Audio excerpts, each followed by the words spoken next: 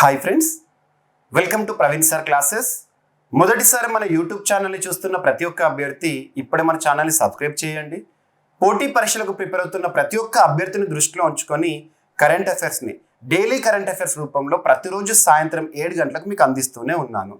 ఇక మీ నుండి నేను ఎక్స్పెక్ట్ చేసేది ఒకటే, మీ సపోర్ట్ అండ్ ఎంకరేజ్మెంట్ని ఈ వీడియోకి లైక్ రూపంలో తెలియజేయండి. పోటీ పరీక్షలకు ప్రిపేర్ అవుతున్న ప్రతి ఒక్క అభ్యర్థికి ఈ వీడియో లింక్ని షేర్ చేయండి. మరి మీ వాల్యుబుల్ ఫీడ్బ్యాక్ కానివ్వండి, ఇన్పుట్స్ని కానివ్వండి, కామెంట్ బాక్స్లో రాయండి. ఇక ఈరోజు మార్చ్ 8, 2025 చాలా ప్రత్యేక దినోత్సవం, అంతర్జాతీయ మహిళా దినోత్సవాన్ని మనం జరుపుకుంటున్నాము. ఇక్కడ ఈరోజు చాలా టాపిక్స్ వార్తల్లోకి వచ్చినాయి, కొన్ని హైలైట్స్. అంతర్జాతీయ మహిళా దినోత్సవం, నారీ శక్తితో వికసిత్ భారత్. అసలేంటి? భారత ప్రభుత్వం ఈ సంవత్సరం ఈ వృత్తంతో అంతర్జాతీయ మహిళా దినోత్సవాన్ని సెలబ్రేట్ చేస్తుంది. ధర్మ గార్డియన్ విన్యాసము, సాహిత్యోత్సవ్ ఒక ప్రత్యేకమైన ఉత్సవం కేంద్ర సాహిత్య అకాడమీ వారు నిర్వహిస్తోంది. చర్ చర్ కుట్ అనే ఒక ఫెస్టివల్ ఏ రాష్ట్రానికి సంబంధించింది, ప్రత్యేకత ఏంటి? దీంతో పాటు రాష్ట్రీయ అంశాలు, క్రీడా సంబంధిత అంశాలు, వార్తలు నిలిచిన వ్యక్తులు, ఇంటర్నేషనల్ ఇష్యూస్ ప్రతి ఒక్కటి కూడా వివరంగా డిస్కస్ చేద్దాము. ఇక అంతకంటే ముందు నిన్నటి రోజున మార్చ్ 7, 2025 మన డైలీ కరెంట్ అఫైర్స్ క్లాస్లో నేను అడిగిన ప్రశ్నలు 2, వాటికి సమాధానాలు చాలామంది కామెంట్ బాక్స్లో తెలియజేశారు. ఒకసారి మీరు క్రాస్ చెక్ చేయండి. తాజా గణాంకాల ప్రకారం భారతదేశంలో ప్రస్తుతం ఉన్న లెపర్డ్స్ చిరుతలు మరియు స్నో లెపర్డ్స్ మంచు చిరుతలు ఎన్ని ఉన్నాయి? వన్యప్రాణులకి సంబంధించి సెన్సస్ పైన పోటీ పరీక్షల్లో రెగ్యులర్గా క్వశ్చన్స్ అడుగుతున్నారు కాబట్టి ఇక్కడ మీకు క్వశ్చన్ని అడగడం జరిగింది. సో దేశంలో ప్రస్తుతం చిరుతలు, status of leopards in India 2022 ఆ రిపోర్ట్ ప్రకారం భారతదేశంలో 13,874 లెపర్డ్స్ ఉన్నాయి. లెపర్డ్స్. మరి స్నో లెపర్డ్స్ మంచు చిరుతలు రీసెంట్ రిపోర్ట్ ప్రకారం ఎన్ని ఉన్నాయంటే 718 ఉన్నాయి. ఇక టైగర్ సెన్సస్ కానివ్వండి, డాల్ఫిన్ సెన్సస్ కానివ్వండి, వైల్డ్ లైఫ్కి సంబంధించి ఏ సెన్సస్ వార్తల్లోకి వచ్చినా ఆ నంబర్ని ఖచ్చితంగా గుర్తుపెట్టుకోవాల్సిందే. ఇక నిన్నటి రోజున అడిగిన ఇంకొక question, international big cats alliance. So 7 big క్యాట్స్ని సంరక్షించే ఒక పెద్ద అలయన్స్, దేశాల కూటమి అనుకోండి. ఆ ఫ్రేమ్ వర్క్ ఎప్పటి నుండి అమల్లోకి వచ్చింది? International big cats alliance framework ఎప్పటి నుండి అమల్లోకి వచ్చింది? ఫ్రేమ్ వర్క్ అంటున్నాను. వాస్తవానికి వార్తాపత్రికల్లో, టీవీ ఛానల్స్లో ఇంటర్నేషనల్ బిగ్ క్యాట్స్ అలయన్స్ గురించి మనము 2023 ఏప్రిల్ మంత్ నుండే వింటున్నాము, చూస్తున్నాము. కానీ అఫీషియల్గా ఆ ఫ్రేమ్ వర్క్ అనేది అమల్లోకి ఈ సంవత్సరం వచ్చింది. లాస్ట్ జనవరి 23, 2025 రోజున international big cats alliance framework అనేది అమల్లోకి రావడం జరిగింది. ఏ దేశం చేరికతో అంటే లైబీరియా. ఈ 5 దేశాల పేర్లు గుర్తుపెట్టుకోండి: భారత్, నికరాగ్వా, ఎస్వాటిని, సోమాలియా, లైబీరియా. ఓకేనా?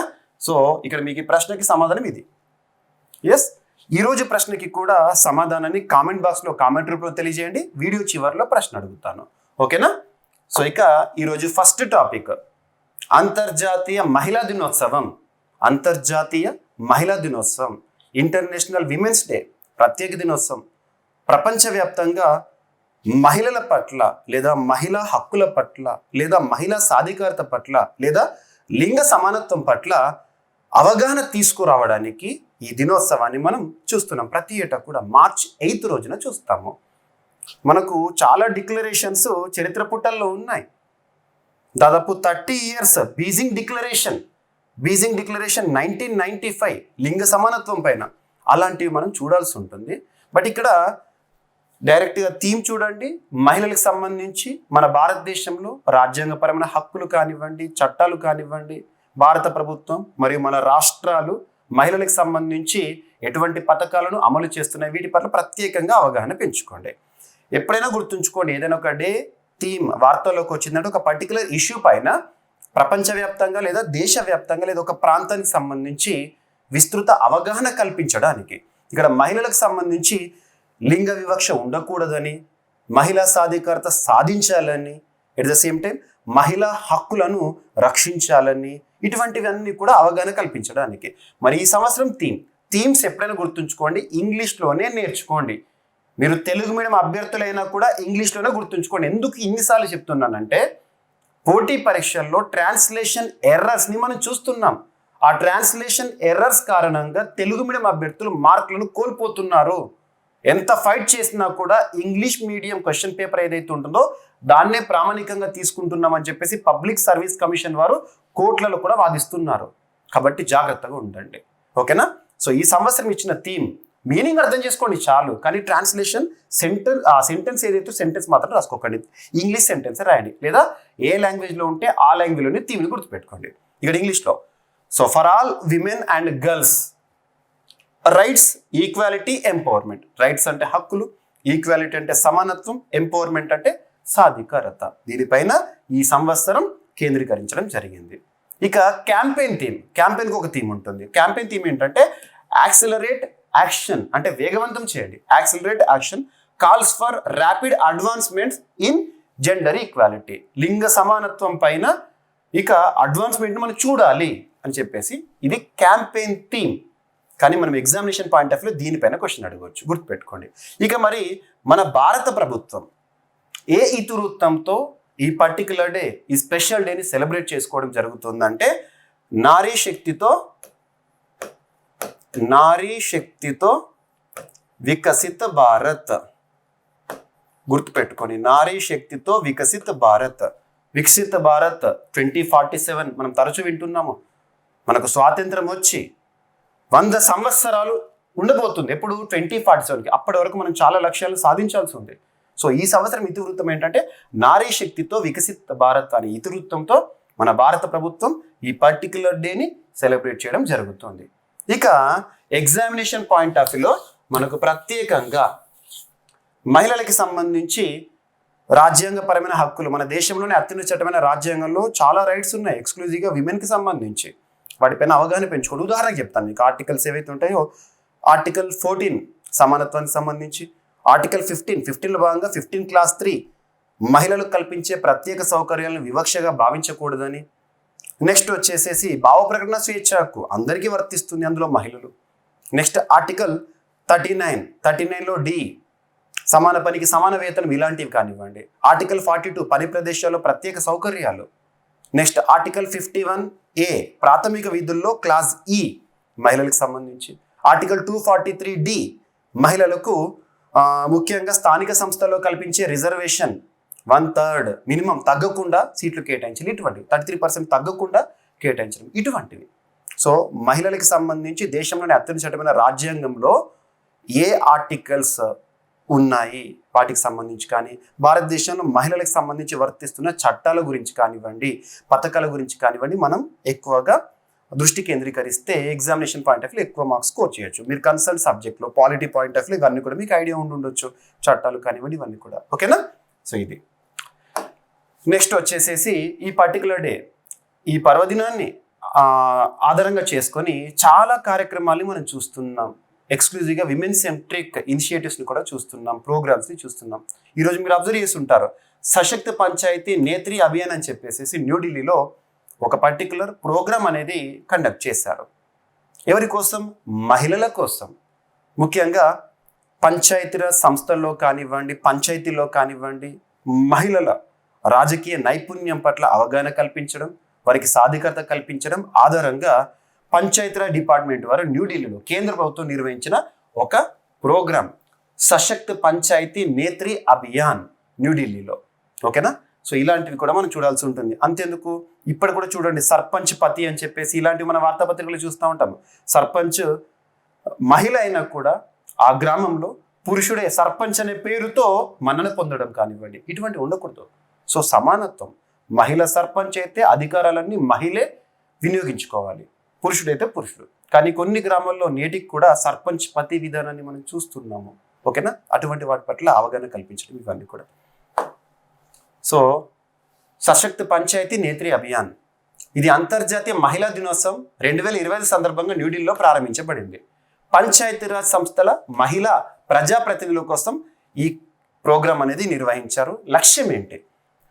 గ్రామీణ పరిపాలన. సో గ్రామీణ పరిపాలనలో మహిళల పాత్రను బలోపేతం చేయడము, నాయకత్వ నైపుణ్యాలను, లీడర్షిప్ క్వాలిటీస్ని అభివృద్ధి చేయడంతో పాటు మహిళల నిర్ణయాలు ప్రక్రియల్లో చురుకుగా పాల్గొనేలా వాళ్ళు అవగాహన కల్పించడం. డెసిషన్ మేకింగ్లో కూడా మహిళలు స్వతహాగా నిర్ణయం తీసుకోవాలి, పంచాయతీరాజ్ సంస్థలో ప్రతినిధిగా ఉన్నవాళ్ళని చెప్పేసి ఇక్కడ అవేర్నెస్ క్రియేట్ చేశారు. ఇది పాలనలో లింగ సమానత్వాన్ని పెంపొందించే విస్తృత వ్యూహానికి భాగంగా నిర్వహించబడింది, గుర్తుపెట్టుకోండి. ఓకేనా? ఇక చరిత్రలో మొదటిసారి ఈరోజు గుజరాత్లో భారత ప్రధాని నరేంద్ర మోదీ గారు మహిళా దినోత్సవ వేడుకల్లో పార్టిసిపేట్ చేయడం జరిగింది. అందులో భాగంగా ఎక్కడైనా గుర్తుంచుకోండి, ఒక ప్రోటోకాల్ అనేది ఉంటుంది. పెద్ద పెద్ద నాయకులు, ప్రధానమంత్రి గారు కానివ్వండి, రాష్ట్రపతి గారు కానివ్వండి, ఈవెన్ ఒక కేంద్ర మంత్రి గారు కానివ్వండి, వచ్చినప్పుడు ఫుల్ సెక్యూరిటీ ఉంటుంది, హై సెక్యూరిటీ ఉంటుంది. ఇక్కడ ఈరోజు మనం చూసాము గుజరాత్లో నరేంద్ర మోదీ గారి పర్యటన సందర్భంగా మహిళా దినోత్సవ వేడుకల్లో పూర్తిగా మహిళలే భద్రతా కవచంలో ఉన్నారు. టోటల్ సెక్యూరిటీ అంతా కూడా మహిళలే. భారతదేశ చరిత్రలో మొదటిసారి ఒక ప్రధానమంత్రి ఒక ప్రాంతానికి వచ్చినప్పుడు టోటల్గా విమెన్ సెక్యూరిటీ అనేది చూడడం ఈ మహిళా దినోత్సవం సందర్భంగా మహిళలకు సంబంధించి ఒక ప్రత్యేక అంశంగా చెప్పవచ్చు. ఓకేనా? అంతర్జాతీయ మహిళా దినోత్సవం సందర్భంగా గుజరాత్లోని నవ్సారీ జిల్లాలో నిర్వహించిన విమెన్స్ డే వేడుకలో భారత ప్రధాని నరేంద్ర మోదీ గారు పాల్గొన్నారు. ఈ కార్యక్రమానికి మహిళా పోలీసులే భద్రత కల్పించడం విశేషం. ప్రధాని పాల్గొన్న ఈ కార్యక్రమానికి కేవలం మహిళా పోలీసులే పహారా వేయడం దేశ చరిత్రలో ఇదే తొలిసారి కావడం విశేషం అంట. పూర్తిగా విమెన్ సెక్యూరిటీ, మహిళా రక్షణలో ప్రోగ్రాం భారత ప్రధాని గారు పాల్గొనడం దేశ చరిత్రలో మొదటిసారి. మహిళలకు ఇచ్చిన ప్రత్యేక గుర్తింపు కూడా ఇవ్వచ్చు. ఓకేనా? ఇక ఒకవైపు మహిళా చైతన్యాన్ని చూస్తున్నాం, మహిళా సాధికారతను చూస్తున్నాం, ఇవన్నీ ఒకవైపు. మరొక వైపు ఇప్పటికీ కూడా ప్రపంచంలో మహిళలు చాలా సమస్యల సుడిగుండంలో ఉన్నారు. అబ్జర్వ్ చేస్తే రీసెంట్గా యుఎన్ విమెన్ అనే ఒక సంస్థ, యుఎన్ విమెన్ ఐక్యరాజ్య సమితికి అనుబంధంగా పనిచేస్తుంది. ఏదైనా ఒక అంతర్జాతీయ సంస్థ వార్తల్లోకి వచ్చినప్పుడు ఆ సంస్థకి సంబంధించి హెడ్ క్వార్టర్ చూడాలి. యుఎన్ విమెన్ అనేది న్యూయార్క్ కేంద్రంగా పనిచేస్తుంది, న్యూయార్క్, అమెరికా. వారు ఒక రిపోర్ట్ విడుదల చేస్తారు. అందులో ప్రపంచంలో మహిళలు ఇంకా కూడా సమానత్వానికి దూరంగానే ఉన్నారని చెప్పేసి కొన్ని గణాంకాలు చెప్పారు. ఆ గణాంకాలు గుర్తుంచుకుంటే సరిపోతుంది. సో ప్రతి 10 నిమిషాలకు మహిళ బలవుతుందని చెప్పేసి ఐక్యరాజ్య సమితి చెప్తుంది. బీజింగ్ వేదికగా, బీజింగ్ డిక్లరేషన్ 1995 కదా. సో బీజింగ్ వేదికగా ప్రపంచ నేతలంతా కలిసి లింగ సమానత్వాన్ని సాధించాలని చెప్పి 30 సంవత్సరాలు పూర్తవుతున్నా మహిళలు, బాలికల హక్కులు ఇంకా అణచివేతకు గురవుతూనే ఉన్నాయని ఐక్యరాజ్య సమితి తాజా నివేదిక తెలిపింది. సామాజికంగా, ఆర్థికంగా లింగ వివక్ష వేలునుకొని పోయిందంట. అంతర్జాతీయ మహిళా దినోత్సవాన్ని పురస్కరించుకొని మహిళల హక్కులు, లింగ సమానత్వంపై పనిచేస్తున్న ఐక్యరాజ్య సమితి మహిళా సంస్థ యుఎన్ విమెన్ అనే సంస్థ నివేదికను విడుదల చేసింది. అందులో మహిళల హక్కుల ఉల్లంఘనలు జరుగుతున్నాయని ప్రపంచవ్యాప్తంగా 4వ వంతు ప్రభుత్వాలు గతేడాది నివేదించినాయని చెప్పారు. సో మహిళా హక్కులు ఉల్లంఘన జరుగుతున్నాయని ప్రపంచంలోని 4వ వంతు ప్రభుత్వాలు నివేదన చేసినాయంట. అలాగే ప్రతి 10 నిమిషాలకు ఒక మహిళ లేదా యువతి తమ భాగస్వామి లేదా కుటుంబ సభ్యుల చేతిలో హత్యకు గురవుతుందంట. ఇప్పటికీ కూడా 2022 నుంచి మహిళలపై అఘాయిత్యాలు కూడా 50% పెరిగాయని వివరించారు ఈ నివేదికలో. ఇప్పటి వరకు ప్రపంచవ్యాప్తంగా 87 దేశాల్లోనే మహిళలు తమ దేశాలకు నాయకత్వం వహించారని చెప్తుంది. ఇప్పటికి 87 దేశాల్లోనే మహిళలు నాయకత్వం వహించారంట. అంటే ఇంకా మోర్ దెన్ 100 కంట్రీస్ చూడాలి మనము. ఐక్యరాజ్య సమితి ప్రధాన కార్యదర్శి ఆంటోనియో గ్యుటెరస్ మాట్లాడుతూ ప్రపంచవ్యాప్తంగా మహిళల హక్కుల ఉల్లంఘనలు జరుగుతున్నాయి, మనం వారికి సమాన హక్కులు కల్పించే బదులు స్త్రీలను ద్వేషంతో చూస్తున్నామని చెప్తున్నారు. సమానత్వం కల్పించడం పోను, అది కాదంటే ఇంకా ద్వేషంతో చూస్తున్నామని ఆంటోనియో గ్యుటెరస్ గారు ప్రత్యేకంగా ఈ సందర్భంగా, ఈ నివేదిక సందర్భంగా చెప్పడం జరిగింది. జాతీయ మహిళా కమిషన్ అనేది ఈరోజు వార్తల్లోకి వచ్చింది. టాపిక్ అంత పెద్దగా ఇంపార్టెంట్ కాదు, కానీ జాతీయ మహిళా కమిషన్ అనేది వార్తల్లోకి వచ్చింది కాబట్టి ఎగ్జామినేషన్లో అడుగుతారు. మీరు పోటీ పరీక్షలో కొన్ని సందర్భాల్లో క్వశ్చన్స్ చూస్తారు. ఒక సంస్థ పేరిస్తారు లేదా ఒక కమిషన్ పేరిస్తారు, ఇచ్చి అది రాజ్యాంగబద్ధ సంస్థనా, చట్టబద్ధ సంస్థనా, ఇలా క్వశ్చన్స్ అడుగుతారు. రాజ్యాంగబద్ధ సంస్థ అంటే ఏంటంటే దేశంలోనే అత్యున్నత చట్టమైన రాజ్యాంగంలో ఏదో ఒక ఆర్టికల్లో ఒక సంస్థ లేదా కమిషన్కి సంబంధించి ప్రస్తావన ఉందనుకోండి, అది రాజ్యాంగబద్ధ సంస్థ. అంటే ఆర్టికల్ ఏంటో తెలుసుకోవాలి. చట్టబద్ధ సంస్థ అంటే ఏంటంటే రాజ్యాంగంలో దాని ప్రస్తావన ఎక్కడా ఉండదు, కానీ పార్లమెంట్ రూపొందించిన చట్టం ఆధారంగా ఒక సంస్థ ఏర్పడింది అనుకోండి, దాన్ని మనం చట్టబద్ధ సంస్థ అంటాం, స్టాచ్యుటరీ బాడీ. చట్టబద్ధ సంస్థల గురించి తెలుసుకున్నప్పుడు అది ఏ చట్టం ఆధారంగా ఏర్పడింది అది నేర్చుకోవాలి. రాజ్యాంగబద్ధ సంస్థ అయితే ఏ ఆర్టికల్, ఉదాహరణకు రాజ్యాంగబద్ధ సంస్థలు అంటే ఎన్నికల సంఘం article 324, GST council article 279 capital A, article 280 finance commission of India, ఇలాంటివి. Article 263 inter state council. అలాగా చట్టబద్ధ సంస్థలు అంటే నేషనల్ గ్రీన్ ట్రిబ్యునల్ 2010 అలా. సో ఇక్కడ అబ్జర్వ్ చేస్తే జాతీయ మహిళా కమిషన్ అంటే ఒక స్టాచ్యుటరీ బాడీ, చట్టబద్ధ సంస్థ. National commission for women act, national commission for women act 1990 ఆధారంగా, ఈ చట్టం ఆధారంగా 1992 జనవరి 31వ తేదీన అమల్లోకి వచ్చిన ఒక సంస్థ జాతీయ మహిళా కమిషన్. మొట్టమొదటి చైర్పర్సన్గా జయంతి పట్నాయక్ గారు. ఓకేనా.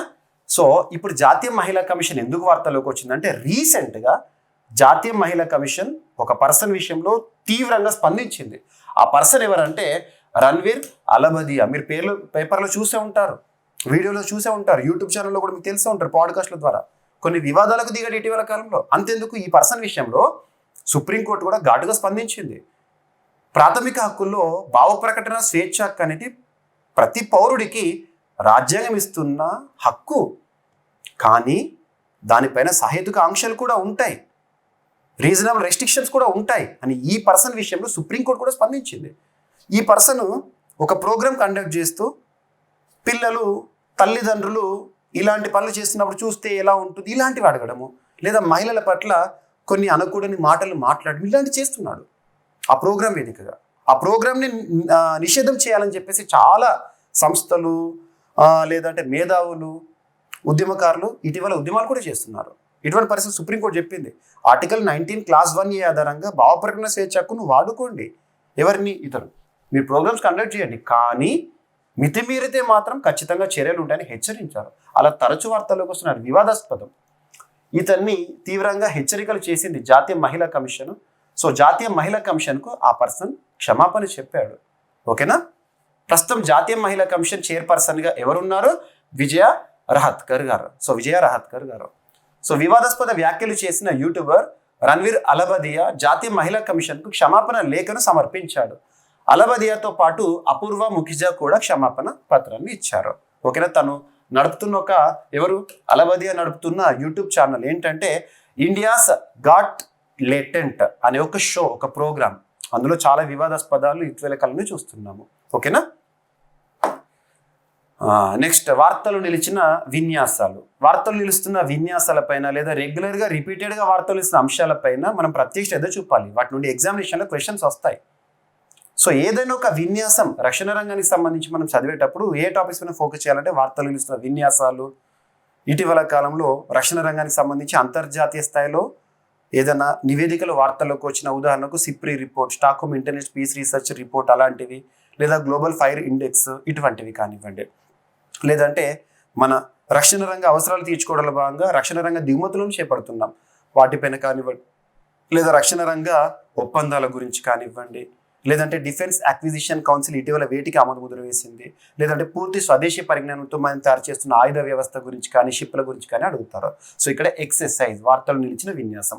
ఏదైనా ఒక విన్యాసం వార్తలు నిలిచినప్పుడు ఆ విన్యాసానికి సంబంధించి మనం ఏ పాయింట్స్ పైన ఫోకస్ చేయాలంటే, ఫస్ట్ వార్తలు నిలిచిన ఆ విన్యాసం యొక్క పేరేంటి, సెకండ్ వచ్చేసి ఆ విన్యాసంలో ఎన్ని దేశాలు పార్టిసిపెంట్స్, నెక్స్ట్ వచ్చేసేసి ఆ దేశాల పేర్లేంటి, నెక్స్ట్ వచ్చేసి ఆ విన్యాసం త్రివిధ దళాల్లో ఎవరికి సంబంధించింది, నేవీకి సంబంధించిందా, ఎయిర్ ఫోర్స్ సంబంధించిందా, ఆర్మీకి సంబంధించిందా, నెక్స్ట్ వచ్చేసి ఈ సంవత్సరం జరుగుతున్న విన్యాసం ఎక్కడ జరుగుతోంది, ఎక్కడ, నెక్స్ట్ వచ్చేసేసి ఈ సంవత్సరం జరుగుతున్న విన్యాసము ఎన్నవ ఎడిషన్, మరి చరిత్రలో ఈ పేరుతో ఈ విన్యాసం చరిత్రలో మొదటిసారి ఎప్పుడు జరిగింది. సో ఈ పాయింట్స్ కవర్ అవుతున్నాయో లేదో చూడాలి ఖచ్చితంగా. సో ఫస్ట్ వచ్చేసి వార్తలు నిలిచిన విన్యాసం పేరు ధర్మా గార్డియన్ విన్యాసం పేరు. ఎన్ని దేశాలంటే 2 దేశాలు. ఏంటి ఆ 2 దేశాలంటే భారత్, జపాన్. త్రివిధ దళాలు ఎవరికి సంబంధించిందంటే సైనికులకు సంబంధించి. భారత్, జపాన్ సంయుక్త సైనిక విన్యాసము, స్పెషల్ ఫోర్సెస్. ఈ సంవత్సరం ఎక్కడ జరుగుతుందంటే మౌంట్ ఫుజీ అనే ఒక ప్రాంతంలో. అది ఎక్కడుంది? జపాన్. అంటే జపాన్ ఆతిథ్యంలో ఈ సంవత్సరం జరుగుతుంది. మరి ఈ సంవత్సరం జరుగుతున్న ధర్మా గార్డియన్ ఎన్నవ ఎడిషన్ అంటే 6వ ఎడిషన్, 6th ఎడిషన్. మరి చరిత్రలో మొదటిసారి ధర్మా గార్డియన్ ఎక్సర్సైజ్ అనేది ఎప్పుడు ప్రారంభమైంది అని అంటారు? 2018లో ప్రారంభమైంది, 2018లో. మరి ఎందుకు ఈరోజు డిస్కస్ చేస్తున్నాను అంటే లాస్ట్ మంత్ February 25th రోజున ధర్మా గార్డియన్ విన్యాసం జపాన్ వేదికగా ప్రారంభమైంది. మన ఇండియన్ ఆర్మీ కంటింజెంట్ అక్కడికి వెళ్ళారు. మరి రేపటితో ముగుస్తోంది, March 9తో ముగుస్తోంది. కాబట్టి ఇది డిస్కస్ చేస్తున్నాను, గుర్తుపెట్టుకోండి. ఎగ్జామినేషన్ పాయింట్ ఆఫ్ వ్యూలో విన్యాసాల గురించి చదివేటప్పుడు ఇలా చదివితే క్లియర్గా ఉంటుంది. ఇటీవల వార్తలు వచ్చిన విన్యాసాలన్నిటి కూడా కంపేర్ చేసి చదవండి, ఓకేనా? నెక్స్ట్ ట్రపెక్స్ మరొక విన్యాసం. ఇది భారతదేశానికి సంబంధించిందే. ట్రపెక్స్ ఎక్సర్సైజ్ లాస్ట్ 3 monthsగా వార్తలు నిలిచిన విన్యాసం. జనవరి, ఫిబ్రవరి, మార్చ్తో ముగిసింది. March 7th నిన్నటి రోజున ముగిసిన ఒక విన్యాసం TROPEX exercise. India's largest war game under way in Indian Ocean. India is called as queen of Indian Ocean అంటాం, హిందూ మహాసముద్ర రాణి అంటాం భారతదేశాన్ని. సో ఇండియన్ ఓషన్ ప్రాంతంలో Arabian Sea, Bay of Bengal ఈ ప్రాంతంలో ఇండియన్ నేవీ వారు జనవరి, ఫిబ్రవరి, March 7th నిన్నటి వరకు నిర్వహించిన ఒక విన్యాసం ట్రపెక్స్ ఫుల్ ఫామ్ ఏంటంటే so theatre level operational exercise. ఎవరికి సంబంధించింది? ఇండియన్ నేవీకి సంబంధించి, నావికా దళానికి సంబంధించి. భారతదేశంకి కోస్ట్ లైన్, మనకు తీరరేఖ అనేది ఉంది, ఎందుకంటే ఇండియా పెనిన్సులా 3 వైపుల సముద్రం ఉంది. ఈ కోస్ట్ లైన్ ప్రాంతంలో నేవీ వారు రక్షణపరమైన చర్యలు తీసుకుంటారు. సో కోస్ట్ లైన్ మనకు ఎన్ని రాష్ట్రాలు ఉన్నాయి? గుజరాత్, మహారాష్ట్ర, గోవా, కర్ణాటక, కేరళ, తమిళనాడు, ఆంధ్రప్రదేశ్, ఒడిశా, వెస్ట్ బెంగాల్.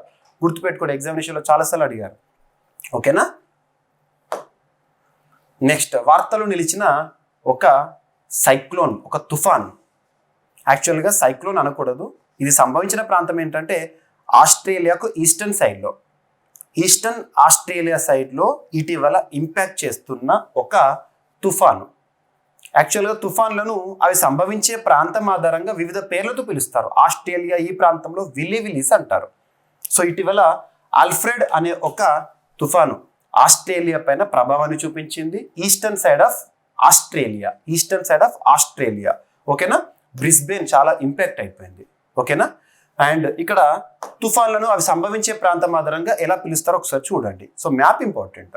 సో ఇక్కడ అబ్జర్వ్ చేస్తే టైఫూన్ అని ఎక్కడ పిలుస్తాము?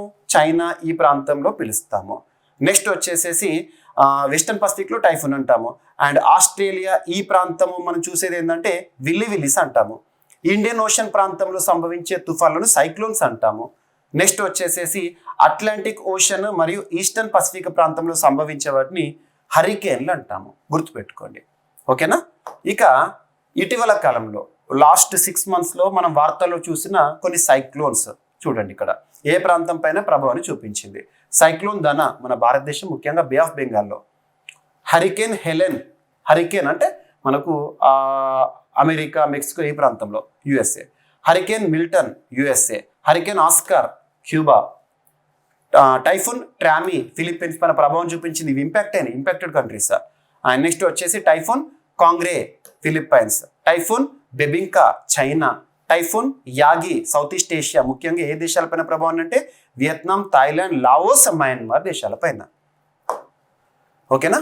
నెక్స్ట్ ఒక ఉత్సవం, కేంద్ర సాహిత్య అకాడమీ వారు నిర్వహిస్తున్న ఉత్సవం. నిన్నటి రోజున ప్రారంభమైన ఉత్సవం 7th March నుండి 12th March వరకు జరుగుతుంది. Festival of letters, Sahityotsav. ఎవరు నిర్వహిస్తున్నారంటే కేంద్ర సాహిత్య అకాడమీ.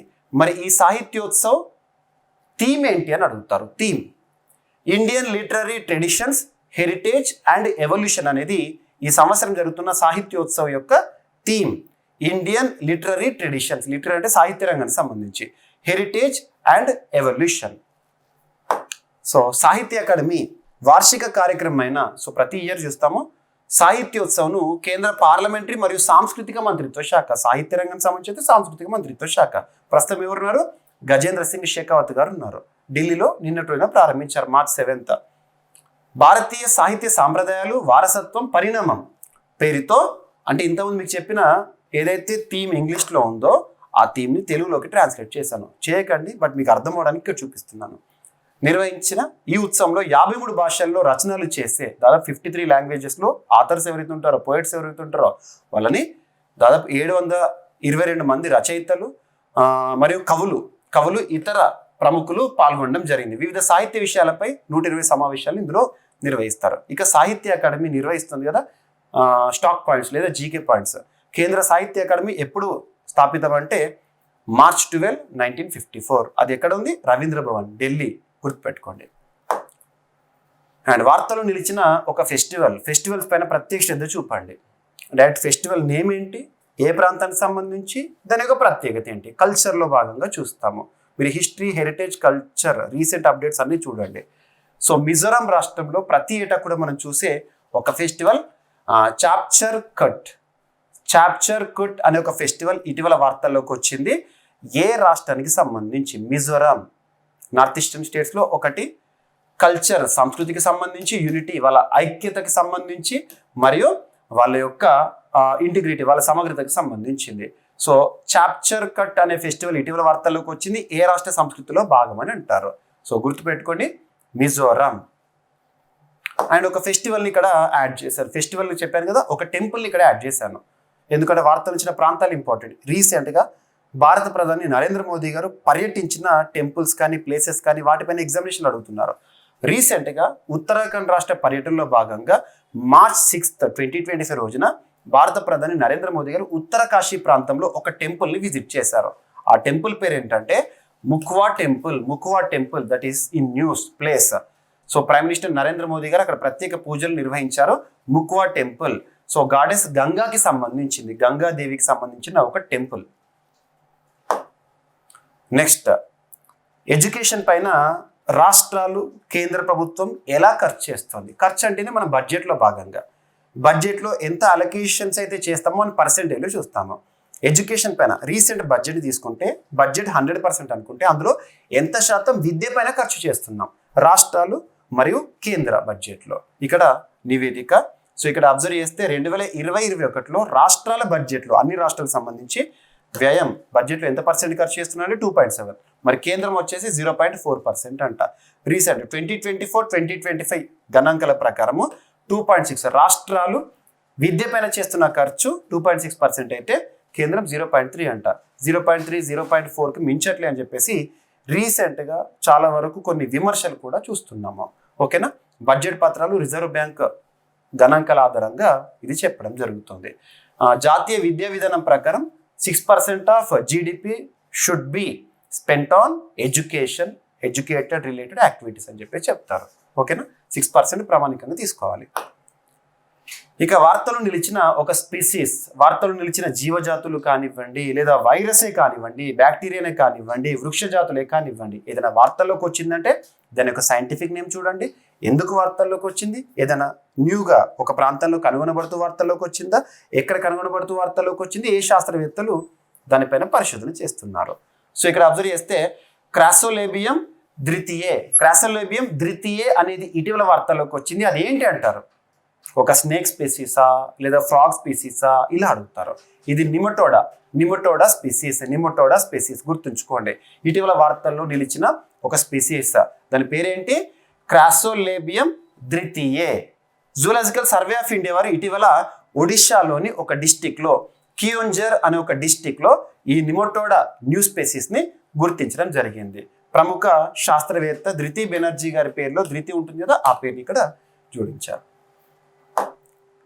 నెక్స్ట్, ఏఐ కోశ ప్రస్తుతం ప్రపంచాన్ని నడిపిస్తోంది కృత్రిమ మీద, ఆర్టిఫిషియల్ ఇంటెలిజెన్స్. అటువంటి ఆర్టిఫిషియల్ ఇంటెలిజెన్స్ పైన రీసెంట్గా చాలా ఇనిషియేటివ్ చూస్తున్నాం. భారతదేశం సంబంధించి ఆర్టిఫిషియల్ ఇంటెలిజెన్స్ ఇనిషియేటివ్స్ ఎక్కువగా ఇండియా ఏఐ పేరుతో ఉంటాయి. లాస్ట్ గ్రూప్ 1 ఎగ్జామినేషన్లో, టీజీపీఎస్సీ గ్రూప్ 1 ఎగ్జామినేషన్లో అడిగారు. అంతేందుకు మీకు ఈ మార్చ్ 10 రోజున గ్రూప్ 1 ఫలితాలు తెలంగాణ రాష్ట్రం సంబంధించి మార్చ్ 10 నుండి ఆ 1 వీక్లో అన్ని రిజల్ట్స్ వస్తాయంట. అంటే ఇవన్నీ రిజల్ట్స్ అన్ని క్లియర్ అయిపోతే మనకు కొత్త నోటిఫికేషన్ రాబోతున్నాయి, గుర్తుపెట్టుకోండి. ఓకేనా?